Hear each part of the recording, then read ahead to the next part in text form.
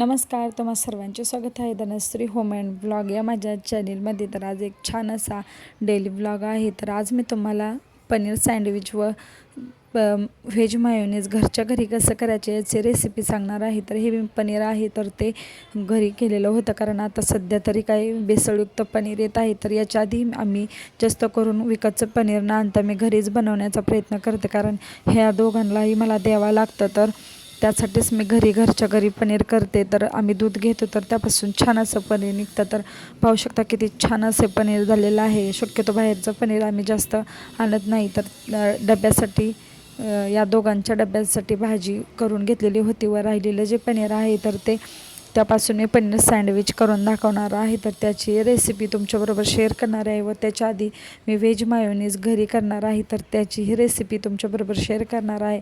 तर इथं मिक्सरच्या भांड्यामध्ये एक वाटी मी तेल घेतलेलं आहे. तेल आधी 2 तास थंड होण्यासाठी ठेवायचं. या रेसिपीसाठी नॉर्मल तेल व दूध वापरायचं नाही व दूधही थंड केलेलंच पाहिजे.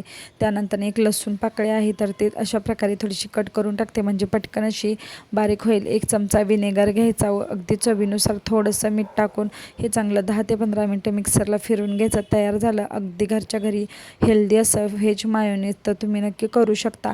विकतच्या मायोनीजमध्ये पाम तेल वापरलेलं असतं, त्यामुळे नक्कीच घरी ट्राय करा. तर आता पनीर सँडविच करण्यासाठी ते भाजी थोडीशी करूया. तर इथे तेलामध्ये मी हळद, मिरची पावडर, धने पावडर टाकून घेतलेलं आहे. पनीर टाकून छान असं मिक्स करून घेते. चवीनुसार थोडंसं मीठही टाकलेलं आहे. अशा प्रकारे थोडंसं पनीर मसाल्यामध्ये परतलं म्हणजे खूप छान अशी चव होते. हे दोघे दादा व अहो काय सँडविच एवढ्या आवडीने खात नाहीत, पण पनीर परतताना जो वास सुटला होता त्यामुळे त्यांनी आवडीने सँडविच यावेळेस खाल्लेलं होतं व थोडासा घरकुल मटण मसालाही टाकलेला होता. व ते मी गव्हाचे ब्रेड घेतलेले आहे. तुम्हाला जे अवेलेबल असतील ते ब्रेड तुम्ही घेऊन त्याला आपण तयार करून घेतलेलं व्हेज मायोनीज व सॉस लावून छान असं स्प्रेड करून घ्यायचं व आपण तयार करून घेतलेली जी पनीरची भाजी आहे तर ती यावरती टाकून घ्यायची. तुमच्या आवडीनुसार तुम्ही ते भाजी कमी जास्त करू शकता, पण खूप जास्त असेल तर खूप छान अशी चवीला लागते. तर इथे पातळ चिरलेला बारीक गोल कांदा व टोमॅटो आहे. तर भाज्याही ते तुमच्या आवडीनुसार इथे तुम्ही कमी जास्त व तुम्हाला आवडेल त्या भाज्या तुम्ही यामध्ये टाकू शकता. तुमच्यानुसार व्हेरिएशन करावं. दुसऱ्या ही साईडला अशाच प्रकारे लावून घेतलेला आहे व छान असे तुपावरती कडक असे भाजून घेतलेले आहेत. तर खूप छान असे लागतात. लहान मुलांनाही नक्की आवर्जून द्या, कारण खूप हेल्दी असं पनीरचं सँडविच आहे. तर त्यांनाही खाण्यासाठी थोडासा चेंज मिळेल. व तयार झालेलं आहे आपलं पनीर सँडविच. तर कसं झालं ते मला नक्की कमेंट करून सांगावं. तुम्ही याच्या आधी पनीर सँडविच करता की नाही ते नक्की कमेंट करून सांगावं. आमची पिल्लं पाक अशा प्रकारे ताव मारत होते. आंघोळ करून आले असे डायरेक्ट सँडविचवरती ताव मारलेला होता त्यांनी. आवडतंय घे खाऊन. हा असा घास खा. त्यांचं आवडीचं असलं की मग हाताने डायरेक्ट सुरू करतात. त्यांना मग अजिबात चारायची गरज पडत नाही. त्यानंतर देवपूजा करून घेतली. आज संडे असल्यामुळे थोडं निवांतच कामं चालू होती. तर छान अशी देवपूजा करून घेतलेली होती.